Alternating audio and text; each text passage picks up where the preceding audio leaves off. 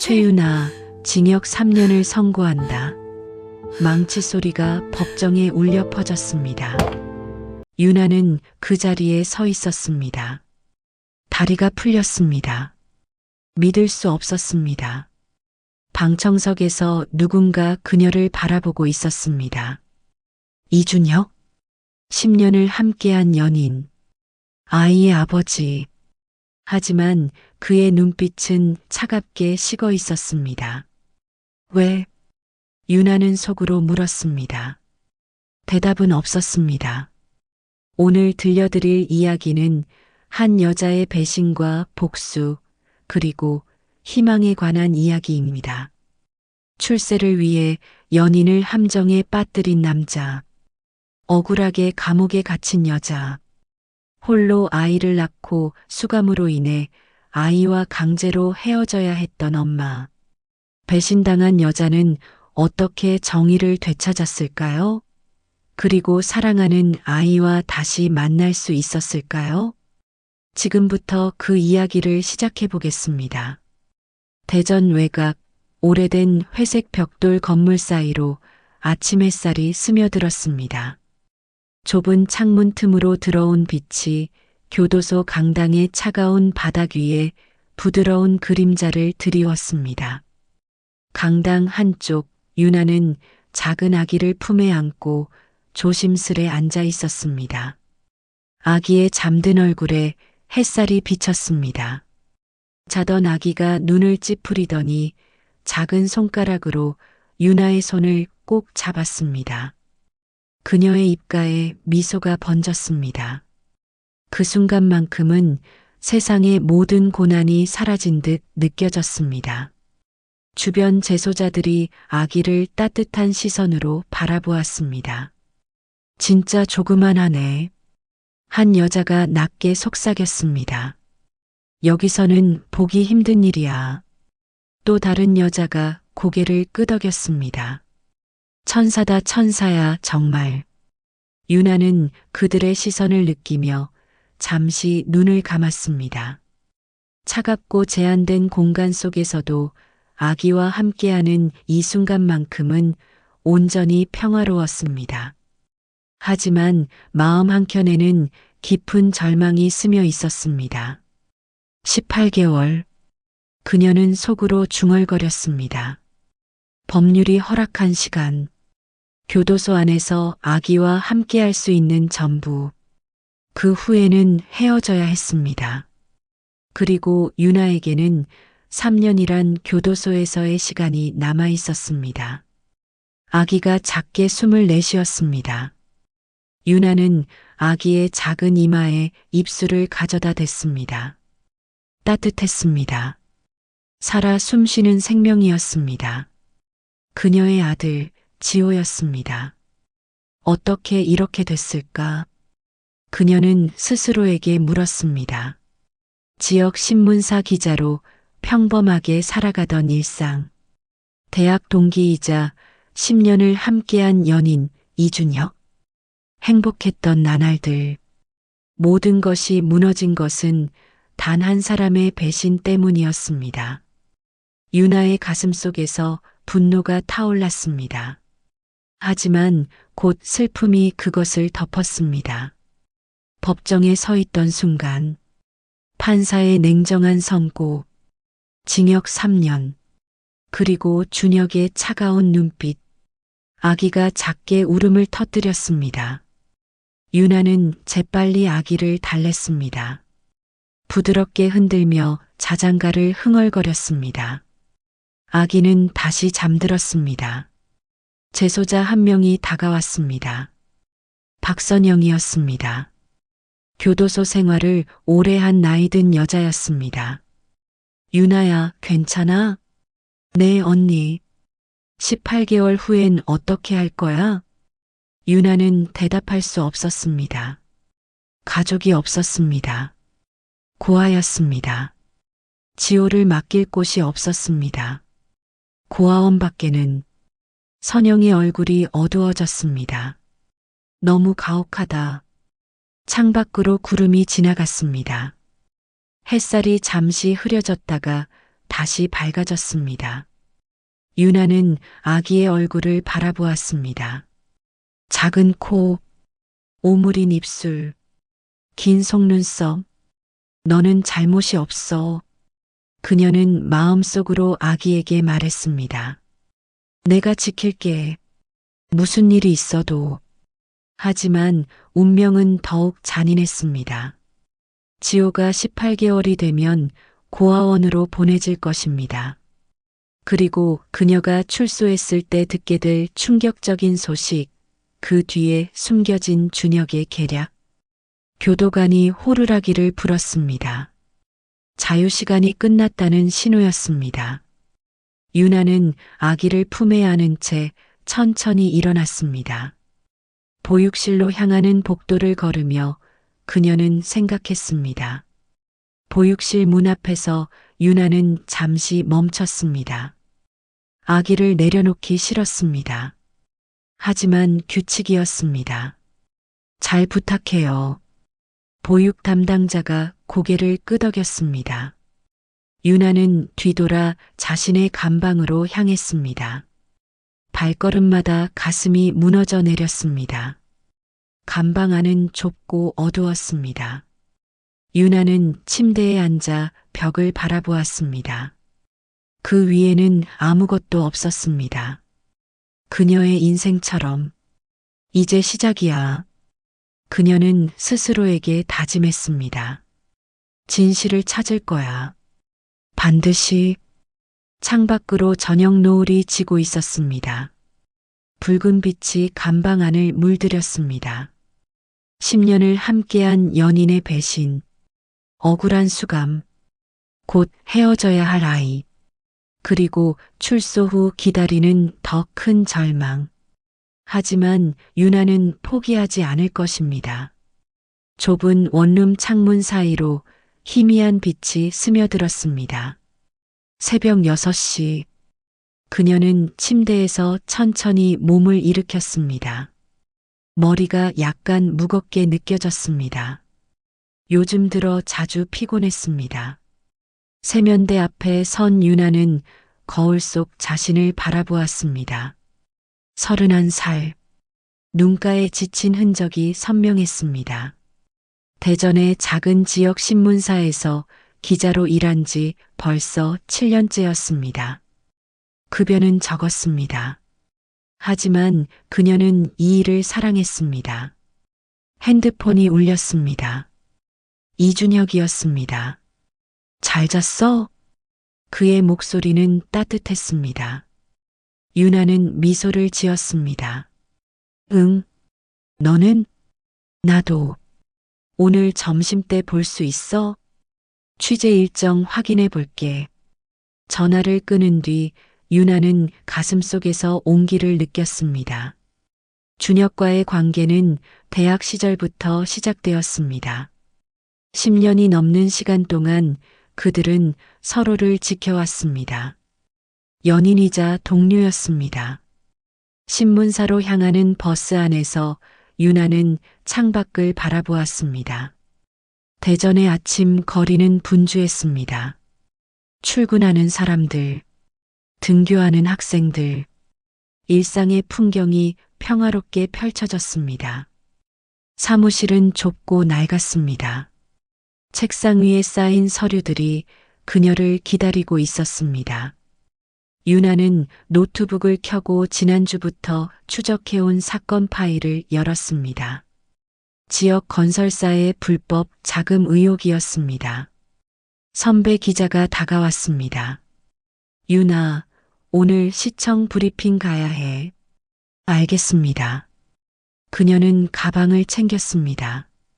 취재 수첩과 녹음기를 확인했습니다.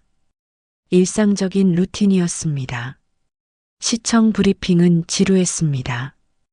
공무원들의 형식적인 발표가 이어졌습니다. 유나는 메모를 하며 시간을 보냈습니다. 하지만 집중이 잘 되지 않았습니다. 몸이 묵직하게 느껴졌습니다.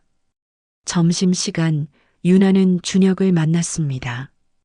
신문사 근처 작은 식당이었습니다. 그는 이미 자리에 앉아 있었습니다. 단정한 정장 차림이었습니다. 많이 기다렸어? 유나가 물었습니다. 아니, 방금 왔어. 준혁은 그녀를 보며 미소 지었습니다.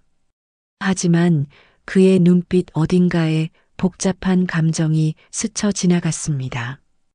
유나는 그것을 눈치채지 못했습니다. 요즘 무슨 취재해? 준혁이 물었습니다. 건설사 관련 건이야. 아직 확실한 건 아니지만 준혁의 표정이 순간 굳어졌습니다. 하지만 금세 부드러운 미소로 돌아왔습니다. 조심해. 그런 쪽은 위험할 수 있어. 알아. 걱정 고마워. 식사는 평온하게 흘러갔습니다. 준혁은 그녀의 일상을 물었습니다. 최근 취재 이야기를 나눴습니다. 대학 시절 추억을 떠올렸습니다. 모든 것이 자연스러웠습니다. 하지만 유나는 몰랐습니다. 준혁의 마음속에 자라나고 있는 야망을, 그가 노리는 것이 무엇인지를. 오후 유나는 건설사 사무실 근처를 배회했습니다. 수상한 차량 출입 기록을 확인하려 했습니다. 몇몇 직원들과 짧은 대화를 나눴습니다. 정보를 수집했습니다. 그녀의 노트에는 메모가 빼곡히 채워졌습니다. 저녁 무렵 유나는 신문사로 돌아왔습니다. 동료 기자들은 대부분 퇴근한 상태였습니다. 그녀는 혼자 남아 기사를 작성했습니다. 키보드를 두드리는 소리만이 사무실에 울렸습니다. 핸드폰이 다시 울렸습니다. 준혁이었습니다. 아직 일해? 응. 거의 끝나가. 너무 무리하지 마. 건강 챙겨. 고마워.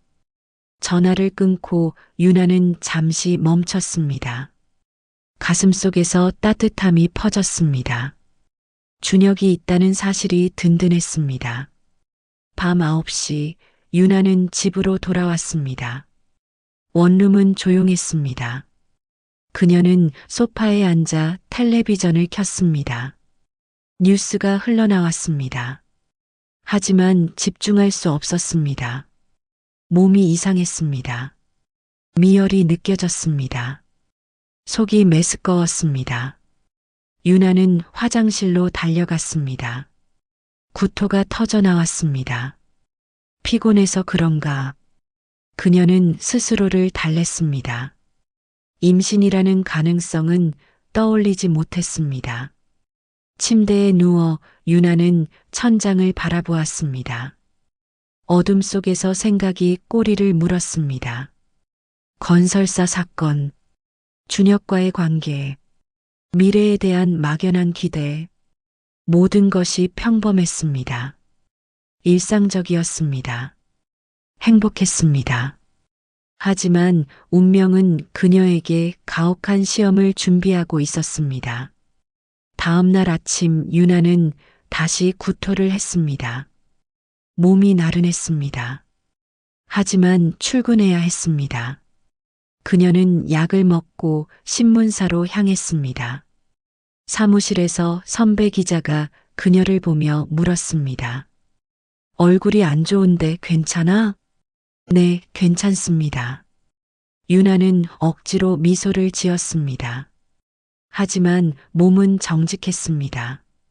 점심때가 되자 다시 구토가 나왔습니다.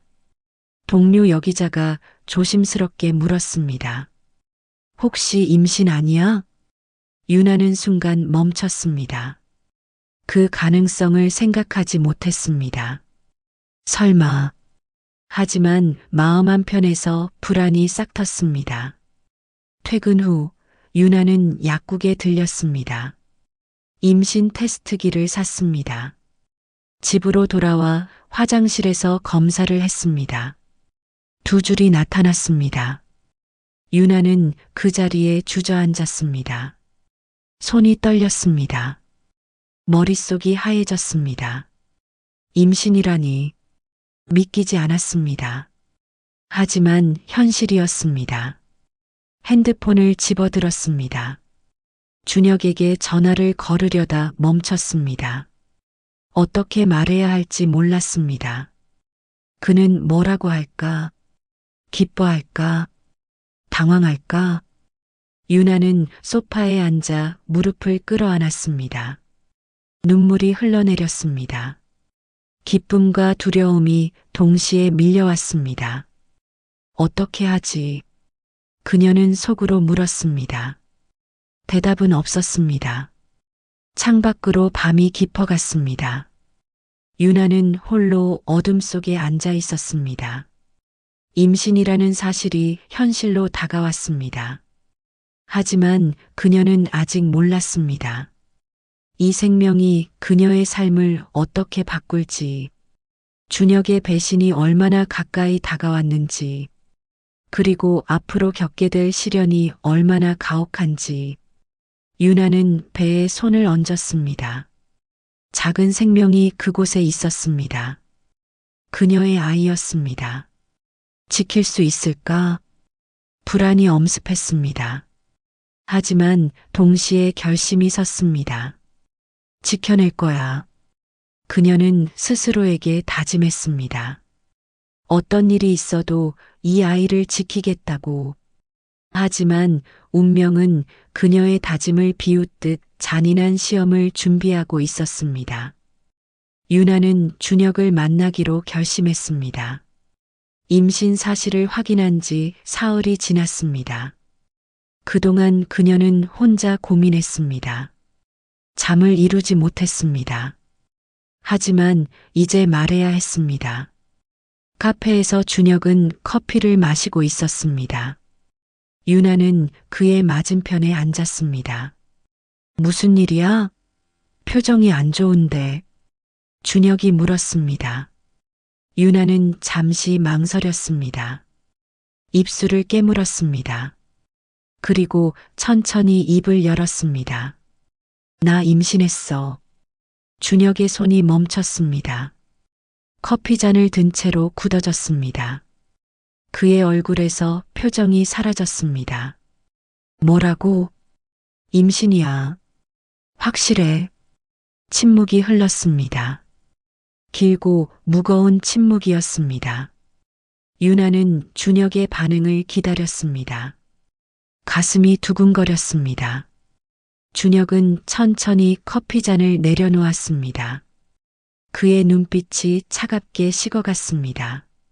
지금은 곤란해. 유나의 가슴이 철렁 내려앉았습니다. 무슨 말이야? 나 지금 승진 앞두고 있어. 중요한 시기야. 그게 무슨 상관이야? 준혁은 대답하지 않았습니다. 그는 창밖을 바라보았습니다. 유나는 그의 얼굴에서 낯선 표정을 읽었습니다. 차갑고 계산적인 무언가였습니다. 생각 좀 해보자. 시간이 필요해. 그가 말했습니다. 유나는 고개를 끄덕일 수밖에 없었습니다. 일주일이 지났습니다. 준혁은 연락을 뜸했습니다. 유나는 불안했습니다. 하지만 그를 믿고 싶었습니다. 10년을 함께한 사람이었습니다. 어느 날 오후 유나는 신문사에서 취재 자료를 정리하고 있었습니다. 건설사 불법 자금 사건에 관한 서류들이었습니다. 그녀는 중요한 단서를 발견했습니다. 횡령 증거가 될 만한 문서였습니다. 핸드폰이 울렸습니다. 준혁이었습니다. 오늘 저녁에 만날 수 있어? 응. 어디서? 우리 집으로 와. 이야기 좀 하자. 유나는 희망을 품었습니다. 그가 결심을 한 것 같았습니다. 저녁 유나는 준혁의 아파트로 향했습니다. 문을 열고 들어서자 그가 소파에 앉아 있었습니다. 표정이 심각했습니다. 앉아. 유나는 그의 맞은편에 앉았습니다. 생각해봤어. 우리 아이 낳자. 유나의 얼굴에 미소가 번졌습니다. 안도감이 밀려왔습니다. 정말? 응, 책임질게. 준혁이 손을 내밀었습니다. 유나는 그의 손을 잡았습니다. 따뜻했습니다. 하지만 그녀는 몰랐습니다. 그 손이 얼마나 차갑게 변할지. 며칠 후 사건이 터졌습니다. 유나는 신문사에서 경찰의 방문을 받았습니다. 두 명의 형사가 그녀 앞에 섰습니다. 최유나 기자님 맞습니까? 네, 그런데요. 불법 자금 횡령 혐의로 동행 수사해야겠습니다. 유나는 귀를 의심했습니다. 뭐라고요? 무슨 말씀이세요? 형사는 영장을 내밀었습니다. 유나의 이름이 적혀 있었습니다. 혐의 내용이 상세히 기록되어 있었습니다. 이건 오해예요. 저는 그 사건을 취재하던 기자일 뿐이에요. 경찰서에서 이야기하시죠. 유나는 경찰에 연행되었습니다. 동료 기자들이 놀란 눈으로 바라보았습니다. 그녀는 믿을 수 없었습니다. 경찰서 조사실에서 형사가 서류를 펼쳤습니다. 이 계좌 아십니까? 유나는 서류를 보았습니다. 그녀의 이름으로 된 계좌였습니다. 하지만 처음 보는 것이었습니다. 이건 제 계좌가 아니에요. 명의는 당신입니다. 이 계좌로 3억 원이 입금되었습니다. 말도 안 돼요. 저는 그런 돈 받은 적 없어요. 형사는 냉정하게 말했습니다. 증거가 명확합니다. 변명은 법정에서 하십시오. 유나는 절규했습니다. 하지만 아무도 믿지 않았습니다. 구치소로 이송되는 차 안에서 유나는 생각했습니다. 누가 이런 짓을 했을까? 왜 자신에게 이런 일이 일어났을까? 그리고 문득 떠올랐습니다. 준혁이 그녀의 취재 자료에 관심을 보였던 것, 자세히 물었던 것, 조심하라고 경고했던 것. 설마. 유나는 고개를 저었습니다. 아니기를 바랐습니다. 재판이 열렸습니다. 유나는 법정에 섰습니다. 배가 불러오기 시작했습니다. 임신한 지 8개월 정도 됐을 무렵이었습니다. 검사는 증거를 제시했습니다. 계좌 내역, 통화 기록, 조작된 서류들, 모든 것이 유나를 범인으로 지목했습니다. 변호인, 반론 있습니까? 판사가 물었습니다. 국선 변호사는 무력했습니다. 증거가 명확해 보입니다. 유나는 절망했습니다. 방청석을 돌아보았습니다. 준혁이 보였습니다. 그는 그녀와 눈을 마주치지 않았습니다. 차갑게 고개를 돌렸습니다. 그 순간 유나는 깨달았습니다. 모든 것이 그의 계획이었음을, 자신이 철저히 이용당했음을. 피고인, 최종 진술 있습니까? 판사가 물었습니다. 유나는 떨리는 목소리로 말했습니다. 저는 무죄입니다. 누군가 저를 함정에 빠뜨렸습니다. 하지만 아무도 믿지 않았습니다. 판결이 내려졌습니다. 징역 3년을 선고한다. 유나의 다리가 풀렸습니다. 법정이 흔들렸습니다. 다만 법원은 그녀의 임신 상태를 고려했습니다. 형 집행정지가 허락되었습니다. 임신 8개월에 접어들면서 법원은 그녀의 건강과 태아의 안전을 이유로 형 집행정지를 허가했습니다. 출산과 산후조리를 위한 한시적 자유였습니다. 유나는 원룸으로 돌아왔습니다. 홀로 앉아 배를 쓰다듬었습니다. 아기가 움직였습니다. 작은 생명이 그곳에 있었습니다. 눈물이 흘러내렸습니다. 분노와 슬픔과 배신감이 뒤섞였습니다. 준혁. 그의 이름을 속으로 불렀습니다. 10년을 함께한 사람, 사랑했던 사람, 아이의 아버지, 그가 자신을 배신했습니다. 출세를 위해, 자신의 야망을 위해 유나는 핸드폰을 집어들었습니다. 준혁에게 전화를 걸었습니다. 신호음이 길게 울렸습니다. 받지 않았습니다. 문자를 보냈습니다. 왜 이런 짓을 했어? 답장은 오지 않았습니다. 한 달이 지났습니다. 유나는 홀로 출산을 준비했습니다. 병원 검진을 받았습니다. 아기는 건강했습니다. 어느 날 준혁에게서 연락이 왔습니다. 만나자. 유나는 망설였습니다. 하지만 궁금했습니다. 그가 무슨 말을 할지. 공원에서 그들은 마주 섰습니다. 준혁은 여전히 단정했습니다. 하지만 그의 눈빛은 낯설었습니다. 왜 이런 짓을 했어? 유나가 물었습니다. 준혁은 잠시 침묵했습니다. 미안해.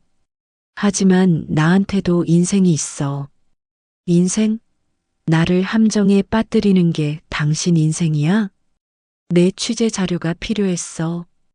그게 내 승진의 마지막 기회였어. 유나는 믿을 수 없었습니다.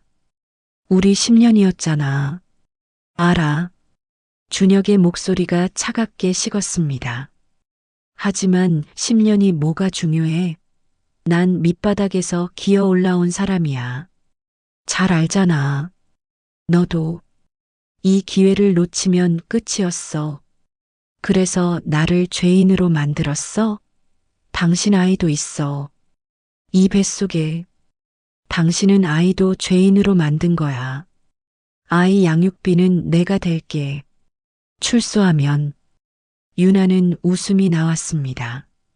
차갑고 쓴 웃음이었습니다. 양육비라고 했어? 그녀는 준혁을 똑바로 바라보았습니다. 당신은 이미 아버지가 아니야. 다시는 우리 앞에 나타나지 마. 준혁은 그저 돌아섰습니다. 뒤돌아보지 않았습니다. 유나는 그 자리에 주저앉았습니다. 출산일이 다가왔습니다. 유나는 혼자 병원으로 향했습니다. 진통이 시작되었습니다. 고통이 밀려왔습니다. 힘내세요. 조금만 더. 간호사가 말했습니다. 유나는 이를 악물었습니다. 아기가 태어났습니다. 작은 울음소리가 병실에 울려 퍼졌습니다. 간호사가 아기를 안겨주었습니다. 아들이에요. 유나는 아기를 바라보았습니다. 작은 얼굴, 오므린 손, 그녀의 아들이었습니다. 지호야. 그녀는 아기에게 이름을 지어주었습니다. 눈물이 흘러내렸습니다. 산후조리 기간이 끝났습니다. 형 집행정지도 종료되었습니다. 유나는 대전 교도소로 향해야 했습니다. 교도소는 아기와 함께 생활할 수 있는 시설이 있었습니다. 아기가 18개월이 될 때까지 보호할 수 있었습니다. 하지만 유나에게는 가족이 없었습니다. 고아였습니다. 출소 후 아기를 돌봐줄 사람이 없었습니다. 사회복지사가 말했습니다. 고아원으로 보내는 게 나을 것 같습니다. 유나는 거부했습니다. 싫어요. 제가 키울 수 있어요. 하지만 현실은 냉정했습니다. 때가 되면 아기를 보낼 곳이 필요했습니다. 교도소에서 유나는 박선영을 만났습니다. 선영은 50 중반쯤 되어 보였습니다. 짧게 자른 머리카락에 흰머리가 섞여 있었습니다. 얼굴에는 세월의 흔적이 깊게 새겨져 있었지만 눈빛만은 따뜻했습니다. 교도소에서 7년째 복역 중이었습니다. 남편의 폭력에서 벗어나려다 사고를 낸 경우였습니다. 하지만 그녀는 한 번도 자신을 피해자라 말하지 않았습니다. 처음이지? 선영이 유나에게 다가왔습니다. 목소리는 낮고 차분했습니다. 네. 아기 있다며? 힘들겠다. 유나는 고개를 끄덕였습니다. 선영은 그녀 옆에 앉았습니다. 나도 딸이 있었어. 지금은 25이지. 오래 못 만났어. 선영의 눈가에 슬픔이 스쳤습니다. 하지만 금세 미소로 바뀌었습니다. 여기선 서로 의지해야 해. 혼자는 버티기 힘들어. 그녀의 손은 거칠었습니다. 오랜 노동의 흔적이었습니다. 하지만 유나의 어깨를 토닥이는 손길은 부드러웠습니다. 선영은 교도소의 규칙을 알려주었습니다. 아기 돌보는 법을 가르쳐 주었습니다. 힘들 때 옆에 있어 주었습니다. 걱정 마. 내가 도와줄게. 유나는 선영의 존재가 고마웠습니다. 어머니처럼 느껴졌습니다. 유나는 선영의 도움으로 하루하루를 버텼습니다. 지호는 건강하게 자랐습니다. 좁은 교도소 안에서도 아기의 웃음소리가 울려 퍼졌습니다. 하지만 시간은 흘러갔습니다. 18개월의 시간은 너무나도 짧았습니다. 결국 유나는 결정해야 했습니다. 고아원으로 보내겠습니다. 사회복지사에게 말했습니다. 가슴이 찢어지는 듯 했습니다. 지호와의 마지막 날, 유나는 아기를 꼭 안았습니다. 아기는 웃었습니다. 아무것도 모르는 순수한 미소였습니다. 엄마가 꼭 찾으러 갈게. 기다려. 유나의 목소리가 떨렸습니다. 지호를 아는 팔에 힘이 들어갔습니다. 사회복지사가 조심스럽게 다가왔습니다. 이제 가야 합니다. 조금만요. 조금만 더. 하지만 시간은 무정했습니다. 유나는 천천히 지호를 복지사에게 건넸습니다. 작은 몸이 그녀의 품에서 멀어졌습니다. 지호야. 아기가 유나를 바라보았습니다. 작은 손을 흔들었습니다. 그리고 복지사의 품에 안겨 멀어져 갔습니다. 유나는 그 자리에 서 있었습니다. 다리에 힘이 풀렸습니다. 무릎이 꺾였습니다. 안 돼, 안 돼. 선영이 달려와 그녀를 붙잡았습니다. 유나야, 정신 차려. 하지만 유나는 듣지 못했습니다. 지호의 모습이 시야에서 사라졌습니다. 문이 닫혔습니다. 감방으로 돌아온 유나는 침대에 쓰러졌습니다. 밤이 왔습니다. 교도소의 밤은 깊고 어두웠습니다. 차가운 침대 위에서 유나는 몸을 웅크렸습니다. 지호야, 지호야. 그녀는 아기의 이름을 불렀습니다. 대답은 없었습니다.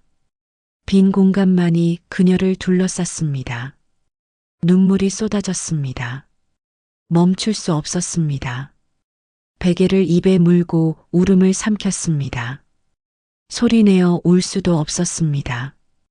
가슴이 찢어지는 것 같았습니다. 숨을 쉴 수 없었습니다. 지호의 체온이 아직도 팔에 남아있는 것 같았습니다. 작은 손가락의 감촉이 생생했습니다. 미안해, 엄마가 지켜주지 못해서. 유나는 이불을 움켜쥐었습니다. 온몸이 떨렸습니다. 벽 너머로 다른 재소자의 한숨 소리가 들렸습니다. 멀리서 교도관의 발걸음 소리가 울렸습니다. 하지만 유나에게는 아무것도 들리지 않았습니다. 지호의 웃음소리만이 귓가에 맴돌았습니다. 새벽이 되어서야 유나는 울음을 멈췄습니다. 눈물이 마른 것이 아니었습니다. 더 이상 눈물이 나오지 않았습니다. 그녀는 천장을 바라보았습니다. 어둠 속에서 아무것도 보이지 않았습니다. 살아야 해. 지호를 위해. 유나는 스스로에게 말했습니다.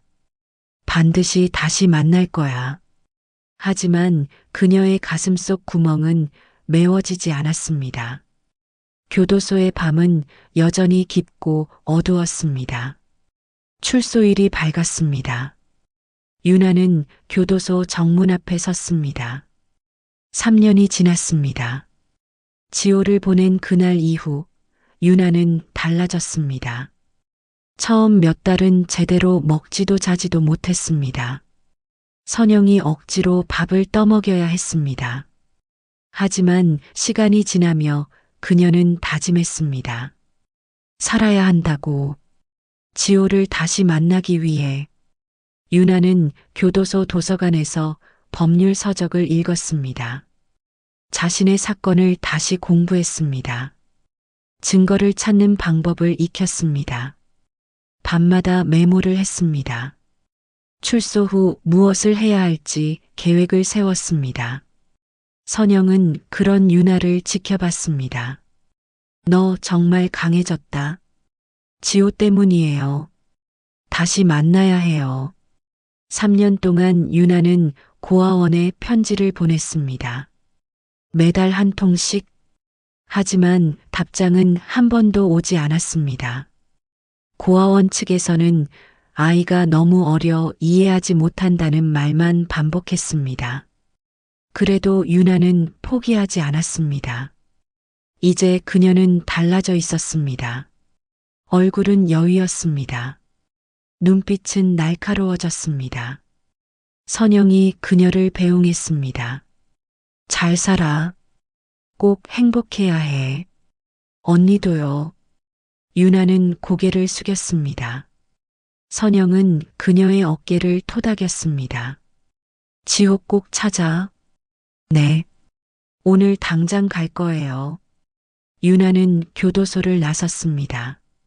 바깥 공기가 낯설었습니다. 자유가 어색했습니다. 하지만 발걸음은 빨랐습니다. 첫 번째로 향한 곳은 고아원이었습니다. 지호를 만나고 싶었습니다. 가슴이 두근거렸습니다. 3년 만에 재회였습니다. 고아원 정문을 들어서자 낯선 분위기가 느껴졌습니다. 직원들의 표정이 어두웠습니다. 원장실 문을 두드렸습니다. 들어오세요. 원장이 책상 앞에 앉아 있었습니다. 유나를 보자 표정이 굳어졌습니다. 최유나 씨 맞으시죠? 네. 제 아들 지호를 만나러 왔어요. 원장은 잠시 침묵했습니다. 서류를 뒤적였습니다. 손이 떨리는 것 같았습니다. 저 연락을 못 드렸네요. 무슨 말씀이세요? 유나의 가슴이 철렁 내려앉았습니다. 사실은 교도소 측에 공문을 보냈습니다. 작년에요. 하지만 원장이 말을 흐렸습니다. 무슨 일이에요? 지호가 어떻게 됐어요? 죄송합니다. 지호는 1년 전 폐렴으로 세상을 떠났습니다. 유나의 세상이 무너졌습니다. 뭐라고요? 급성 폐렴이었습니다. 병원으로 옮겼지만 너무 늦었어요. 교도소에 연락했다고요? 저는 아무 소식도 못 받았어요. 유나의 목소리가 떨렸습니다. 공문을 보냈습니다. 하지만 교도소 측에서 전달하지 않았나 봅니다. 아니면 분실됐거나. 원장은 서류를 내밀었습니다. 사망 진단서였습니다. 지호의 이름이 적혀 있었습니다. 날짜는 1년 전이었습니다. 그럴 리 없어요. 확인해 주세요. 다시 확인해 주세요. 유나는 서류를 붙잡았습니다. 손이 떨렸습니다. 저도 정말 죄송합니다. 하지만 원장의 목소리가 작아졌습니다. 그의 눈빛이 흔들렸습니다. 무언가 숨기는 듯한 표정이었습니다. 유나는 그 자리에 주저앉았습니다. 숨이 막혔습니다. 세상이 돌았습니다. 안 돼, 안 돼. 그녀는 절규했습니다. 하지만 아무도 대답하지 않았습니다. 원룸으로 돌아온 유나는 며칠 동안 방 안에 틀어박혔습니다. 먹지도 자지도 않았습니다. 지호의 얼굴이 계속 떠올랐습니다.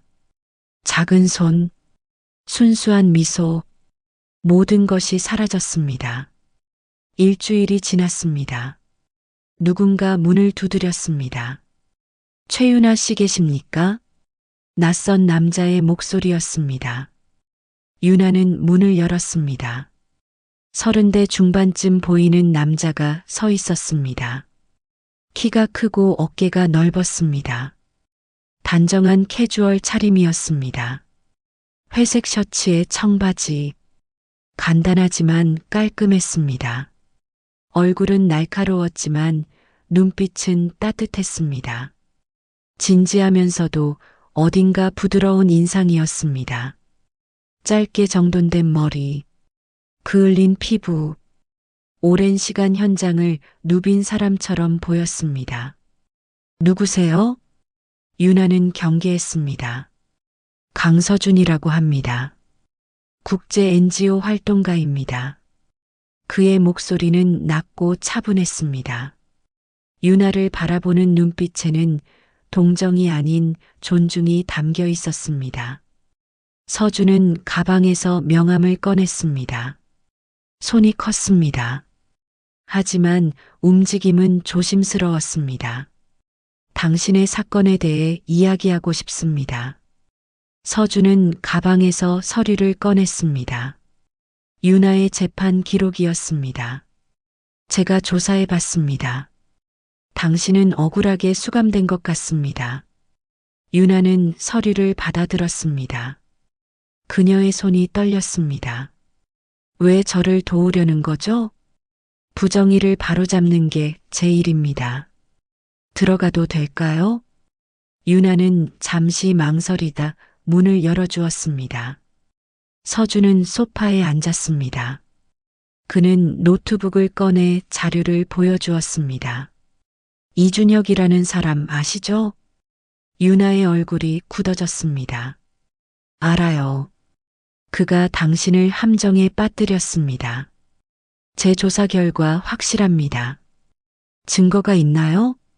아직 확실한 건 아닙니다. 하지만 단서는 있습니다. 서준은 화면을 넘겼습니다.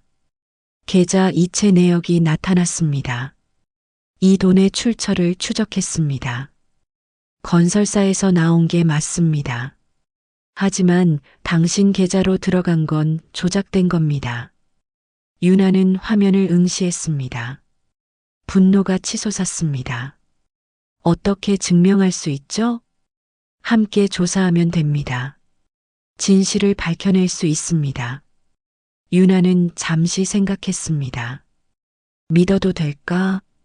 하지만 선택의 여지가 없었습니다. 좋아요. 하겠습니다. 서준이 미소 지었습니다. 잘 결정하셨습니다. 다음 날부터 그들은 함께 움직였습니다. 서준은 치밀했습니다.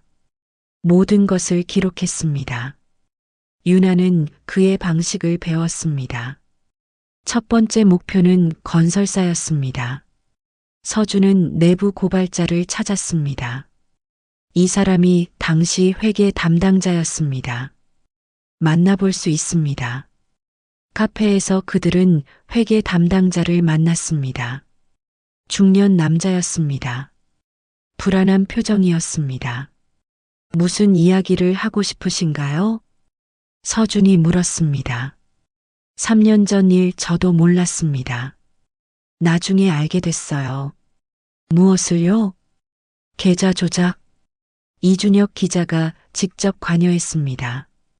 유나의 주먹이 굳어졌습니다. 증거가 있나요? 서류는 모두 폐기됐습니다. 하지만 CCTV가 있을 겁니다. 어디에요? 건설사 지하 보관실입니다.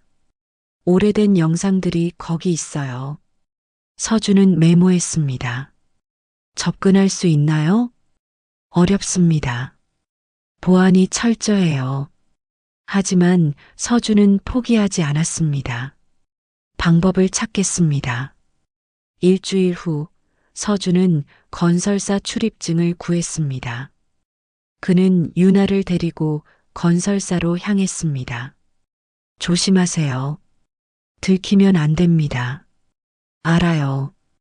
그들은 밤에 건물에 들어갔습니다. 지하로 내려갔습니다. 보관실 문 앞에 섰습니다. 서준은 자물쇠를 열었습니다. 문이 삐걱거리며 열렸습니다. 보관실 안은 어두웠습니다.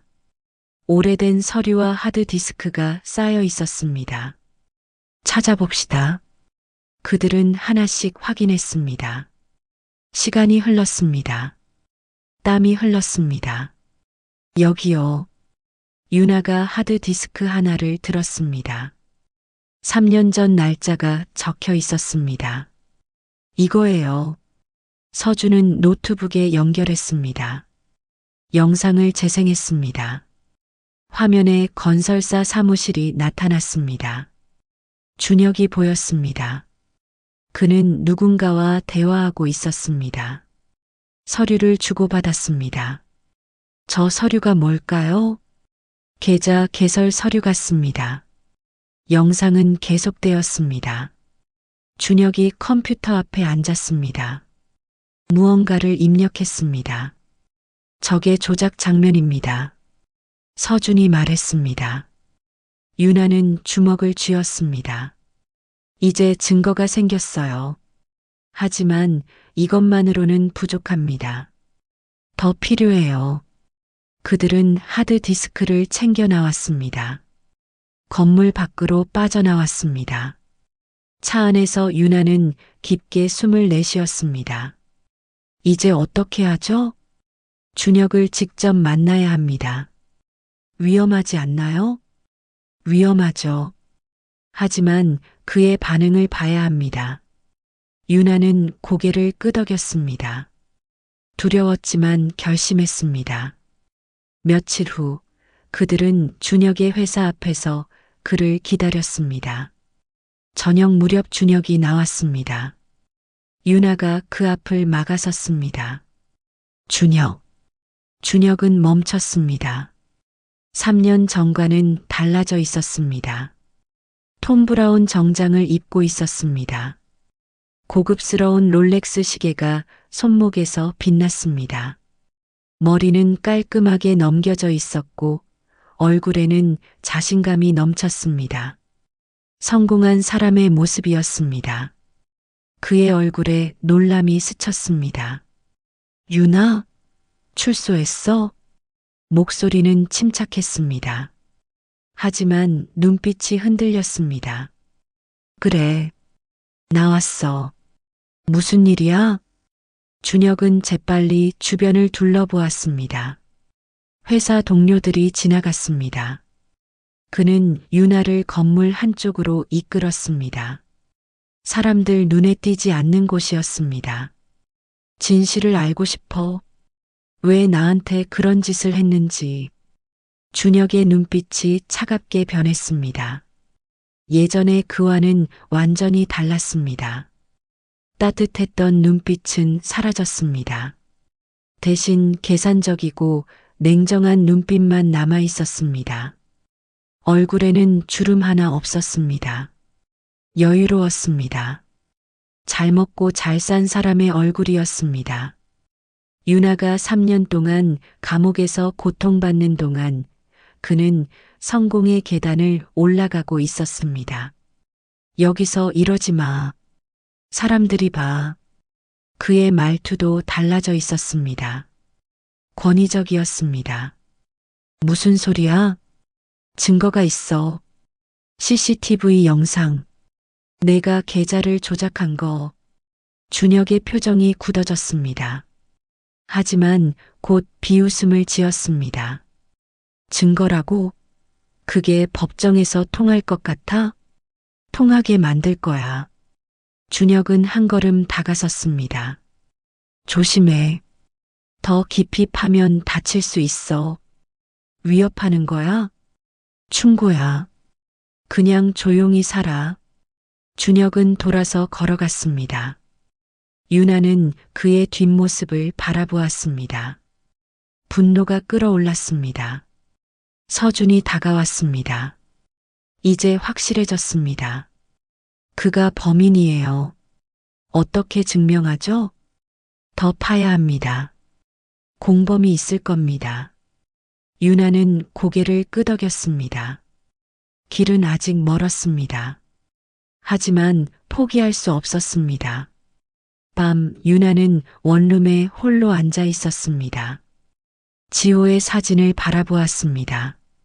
작은 얼굴이 웃고 있었습니다. 미안해, 지호야. 엄마가 늦었어.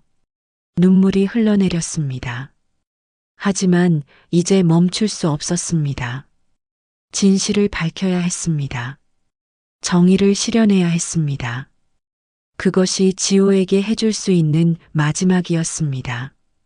서준은 새로운 단서를 찾았습니다. 건설사 회계장부를 입수했습니다. 그는 유나에게 두꺼운 파일을 건넸습니다. 숫자들이 빼곡했습니다. 이게 뭐예요? 3년 전 자금 흐름 기록입니다. 조작된 부분이 보입니다. 유나는 서류를 펼쳤습니다. 빨간 펜으로 표시된 부분들이 있었습니다. 여기 보세요. 당신 명의 계좌로 들어간 돈, 실제로는 다른 곳에서 왔습니다. 어디서요? 준혁이 관리하는 비자금 계좌입니다. 유나의 눈이 커졌습니다. 확실해요? 네. 은행 거래 내역과 대조했습니다. 서준은 노트북을 켰습니다. 화면에 복잡한 자금 흐름도가 나타났습니다. 준혁은 건설사 비리를 취재하는 척하면서 실제로는 그들과 공모했습니다. 당신의 취재를 막고 자신이 특종을 내려고 했어요. 유나는 주먹을 쥐었습니다. 분노가 타올랐습니다. 이걸로 재심을 청구할 수 있나요? 가능합니다. 하지만 더 확실한 증거가 필요해요. 뭐가 더 필요한데요? 서준은 잠시 망설였습니다. 공범의 증언입니다. 준혁 혼자는 이 일을 할 수 없었어요. 누가 공범이죠? 건설사 이사 중 한 명으로 추정됩니다. 김태수라는 사람입니다. 유나는 그 이름을 기억했습니다. 재판 당시 증인으로 나왔던 사람이었습니다.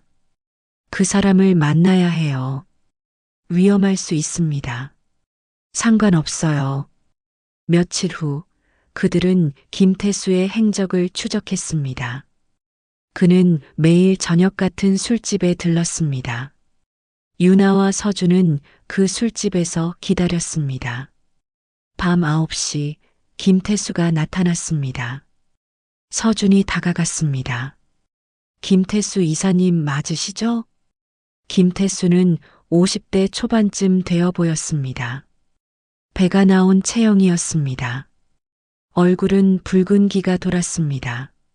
술을 자주 마시는 사람의 얼굴이었습니다. 머리는 반백이었습니다. 헐렁한 와이셔츠 차림이었습니다. 넥타이는 느슨하게 풀려 있었습니다. 손에는 담배를 들고 있었습니다. 피곤한 얼굴이었습니다. 눈가에 다크서클이 깊었습니다. 입가에는 씁쓸한 주름이 패여 있었습니다. 그는 경계했습니다. 누구십니까? 잠깐 이야기 좀 나눌 수 있을까요? 무슨 이야기요? 3년 전 최윤아 기자 사건에 관해서입니다. 김태수의 얼굴이 굳어졌습니다. 손에 들린 담배가 떨렸습니다. 눈동자가 불안하게 흔들렸습니다. 이마에 식은땀이 맺혔습니다. 그건 끝난 일입니다. 그의 목소리는 떨렸습니다. 그건 끝난 일입니다. 아니요. 아직 끝나지 않았습니다. 유나가 앞으로 나섰습니다. 김태수는 그녀를 보고 놀랐습니다. 당신이 최유나? 네. 기억하시죠? 김태수는 뒤로 물러났습니다. 나는 아무것도 모릅니다. 거짓말 마세요. 당신도 공범이잖아요. 증거라도 있어요? 서준이 서류를 내밀었습니다. 여기 있습니다. 자금 거래네요. 당신 계좌로도 돈이 들어갔어요. 김태수는 서류를 보고 당황했습니다. 이건 어디서 구한 거요? 출처는 중요하지 않습니다. 중요한 건 진실입니다. 김태수는 주저앉았습니다. 손으로 얼굴을 감쌌습니다. 나도 어쩔 수 없었습니다. 무슨 말이에요? 준혁이 협박했어요. 회사 비리를 폭로하겠다고. 나는 가족이 있어요.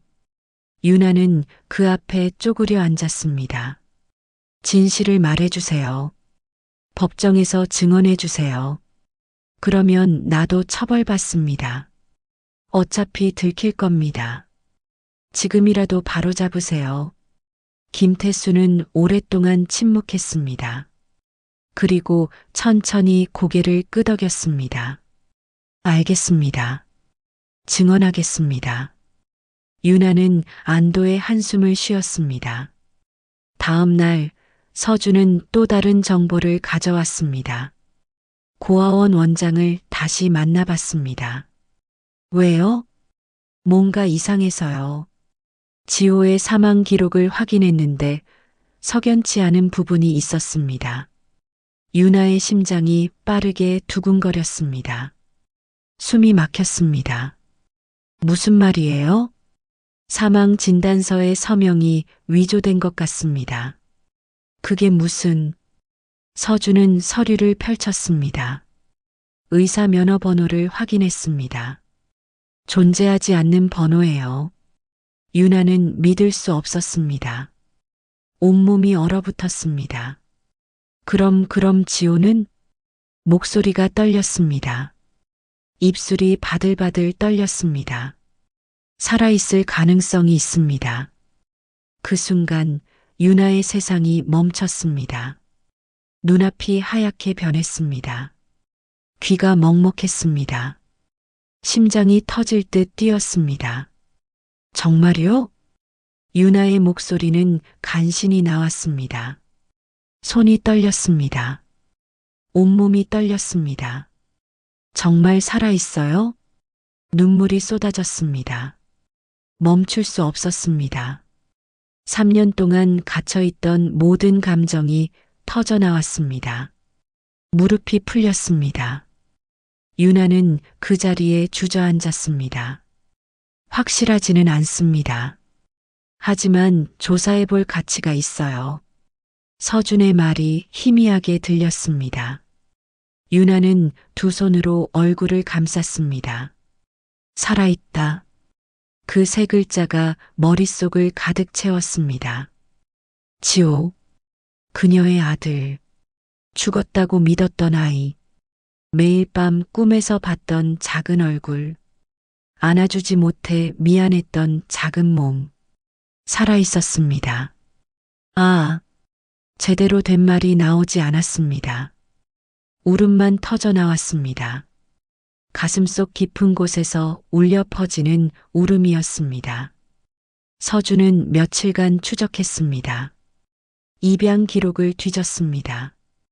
고아원 문서를 확인했습니다. 그 며칠 동안 유나는 한숨도 자지 못했습니다.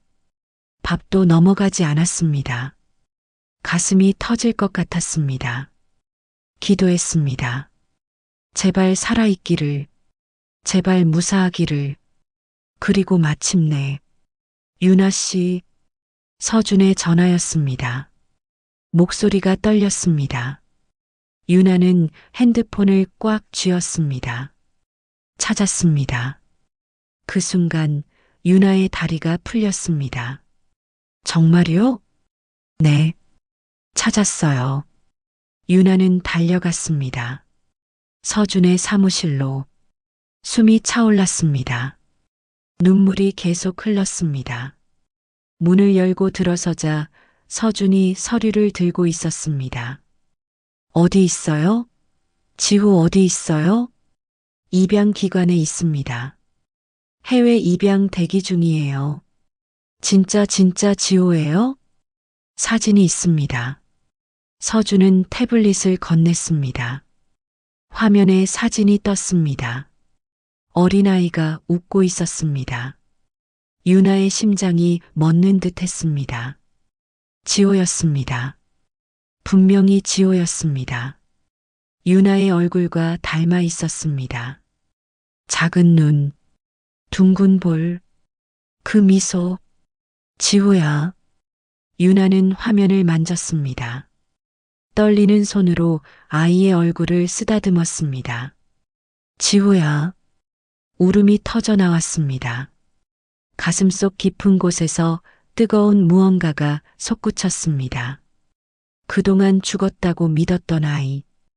매일 밤 무덤 앞에서 울었던 날들.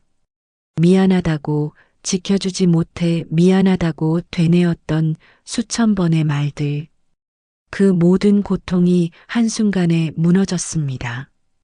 유나는 태블릿을 가슴에 꼭 안았습니다. 살아있었구나, 살아있었어. 목이 메었습니다. 숨을 쉴 수 없었습니다. 하지만 가슴은 뜨거웠습니다. 고마워요. 정말 고마워요. 서준 씨. 유나는 그 자리에 주저앉았습니다. 하지만 이번에는 절망이 아니었습니다. 희망이었습니다. 다시 살아야 할 이유였습니다. 서준이 조용히 말했습니다. 곧 만날 수 있을 겁니다.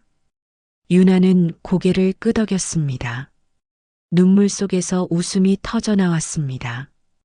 오랜만에 느끼는 감정이었습니다. 행복이었습니다. 누가 이런 짓을 한 거예요? 서준은 조용히 말했습니다. 준혁입니다. 뭐라고요? 그가 고아원 원장에게 돈을 줬습니다. 사망 진단서를 위조하고 지호를 입양기관으로 보내라고요. 왜 그런 짓을? 당신을 완전히 무너뜨리려고 한 것 같습니다. 아이까지 잃으면 재기할 수 없을 거라고 생각한 거죠. 유나는 분노로 온몸이 떨렸습니다. 그 나쁜. 하지만 지호는 안전합니다. 입양기관에서 잘 보호받고 있어요. 지금 만날 수 있어요? 절차가 필요합니다. 하지만 곧 만날 수 있을 겁니다. 유나는 사진을 다시 바라보았습니다. 지호가 살아 있었습니다. 건강했습니다. 고마워요, 서준 씨. 정말 고마워요. 서준은 미소 지었습니다. 아직 끝나지 않았습니다. 준혁을 법정에 세워야 해요. 네, 반드시요. 그날 밤 유나는 오랜만에 평화롭게 잠들었습니다. 지호가 살아있다는 사실이 그녀에게 힘을 주었습니다. 다음 날 서준은 변호사를 섭외했습니다. 재심 청구 준비를 시작합시다. 변호사는 증거들을 검토했습니다. CCTV 영상, 회계장부, 김태수의 증언 약속, 승산이 있습니다. 충분히 뒤집을 수 있어요. 유나는 고개를 끄덕였습니다. 며칠 후 재심 청구서가 법원에 접수되었습니다. 준혁에게도 통지가 갔습니다. 준혁은 당황했습니다. 그는 유나에게 전화를 걸었습니다. 무슨 짓이야? 진실을 밝히는 거야. 이미 끝난 일이잖아. 아니, 이제 시작이야. 지호 만나고 싶지 않아? 유나는 웃었습니다. 이미 알아. 지호가 살아있다는 거. 준혁은 침묵했습니다. 어떻게? 내가 한 짓 다 알아. 고아원 원장 매수한 것. 사망 진단서 위조한 것. 증거 있어? 충분해. 법정에서 보자. 유나는 전화를 끊었습니다. 가슴속에서 복수의 불꽃이 타올랐습니다. 서준이 물었습니다. 괜찮으세요? 네. 이제 준비됐어요. 앞으로 힘들 겁니다. 알아요. 하지만 포기하지 않을 거예요. 유나는 창밖을 바라보았습니다. 햇살이 밝았습니다. 오랜만에 느끼는 희망이었습니다. 지호가 살아 있었습니다. 그것만으로도 충분했습니다. 이제 준혁을 무너뜨릴 차례였습니다. 정의를 되찾을 차례였습니다. 재심 청구 소식이 언론에 알려졌습니다. 신문 기사들이 쏟아졌습니다. 3년 전 횡령 사건 재조명 억울한 수감, 진실은? 유나의 이름이 다시 세상에 알려졌습니다. 준혁은 초조해졌습니다. 그는 회사에서 상사에게 불려갔습니다. 이게 무슨 일인가? 상사의 목소리가 차갑게 울렸습니다. 오해입니다. 제가 설명할 수 있습니다. 설명? 자네 이름이 재심 청구서에 나와 있어. 공모 혐의로. 준혁은 땀을 흘렸습니다. 사실무근입니다. 회사 입장에서는 곤란해. 당분간 휴직하게. 부장님, 그건 결정사항이야. 준혁은 회사를 나섰습니다. 분노가 치솟았습니다. 모든 것이 무너지고 있었습니다. 그는 유나에게 다시 연락했습니다. 만나자. 지금 당장. 유나는 서준과 상의했습니다. 위험할 수 있어요. 알아요. 하지만 만나야 해요. 그럼 제가 동행하겠습니다. 아니요. 혼자 갈게요. 유나는 준혁이 지정한 장소로 향했습니다. 외곽의 한적한 공원이었습니다. 해가 지고 있었습니다. 준혁은 벤치에 앉아 있었습니다. 얼굴이 어두웠습니다. 왔구나. 무슨 할 말이 있어서? 준혁은 천천히 일어났습니다. 그의 눈빛이 날카로웠습니다. 그만둬. 재심 청구 취하해. 왜 그래야 하는데? 너한테도 좋지 않아. 지호 생각해봐. 유나는 비웃었습니다. 지호를 이용하지 마. 내가 무슨 짓을 했는지 다 알아. 준혁은 한 걸음 다가섰습니다. 경고야. 마지막이야. 위협하는 거야? 현명하게 행동해. 안 그러면 후회할 거야. 유나는 물러서지 않았습니다. 나는 안 물러서. 끝까지 갈 거야. 준혁의 얼굴이 일그러졌습니다. 그는 주먹을 쥐었습니다. 후회하지 마. 그는 돌아서 걸어갔습니다. 유나는 그 자리에 섰습니다. 가슴이 두근거렸습니다. 서준에게 전화를 걸었습니다. 괜찮으세요? 네. 하지만 준혁이 뭔가 할 것 같아요. 조심하세요. 집에 혼자 있지 마세요. 알았어요. 그날 밤 유나는 원룸에서 잠을 이루지 못했습니다. 창밖을 계속 확인했습니다. 불안이 엄습했습니다. 새벽 2시 누군가 문을 두드렸습니다. 유나는 깜짝 놀랐습니다. 조심스럽게 문 쪽으로 다가갔습니다. 누구세요? 대답이 없었습니다. 다시 문을 두드렸습니다. 더 세게. 유나는 핸드폰을 집어들었습니다. 경찰에 신고할 준비를 했습니다. 그때 문 아래로 편지 한 장이 밀려 들어왔습니다. 유나는 조심스럽게 편지를 집어들었습니다. 손으로 쓴 글씨였습니다.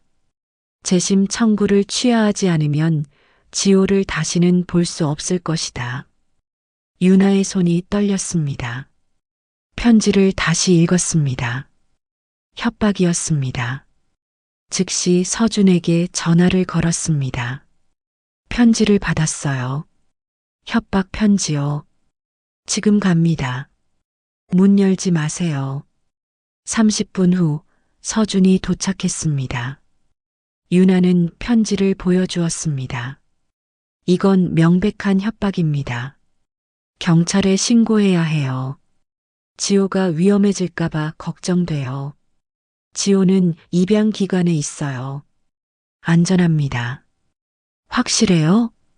서준은 즉시 입양 기관에 연락했습니다. 밤임에도 담당자가 확인해 주었습니다. 지호는 안전합니다. 보안도 철저해요. 유나는 안도했습니다. 그럼 신고할게요. 경찰이 출동했습니다. 편지를 증거로 제출했습니다. 지문 감식을 의뢰했습니다. 주변 CCTV도 확인하겠습니다.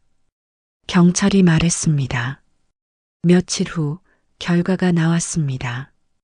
편지에서 지문이 검출되었습니다. 준혁의 것은 아니었습니다. 하지만 건설사 직원의 것이었습니다. 준혁이 사주한 거예요. 유나가 말했습니다. 증명하기 어렵습니다. 직접적인 연결고리가 없어요. 그럼 어떻게 해요? 서준이 나섰습니다. 제가 그 직원을 만나보겠습니다. 서준은 건설사 직원을 추적했습니다. 이름은 박민수였습니다. 준혁의 직원이었습니다. 서준은 그를 찾아갔습니다. 박민수 씨죠? 박민수는 놀랐습니다. 누구세요? 최윤아 씨 사건 조사하는 사람입니다. 박민수의 얼굴이 창백해졌습니다. 저는 아무것도 몰라요. 편지 쓰신 거 알고 있습니다. 그건 누가 시켰죠? 준혁이죠? 박민수는 고개를 떨구었습니다. 저도 어쩔 수 없었어요. 돈을 줬어요. 거절할 수 없었어요. 얼마 받았습니까?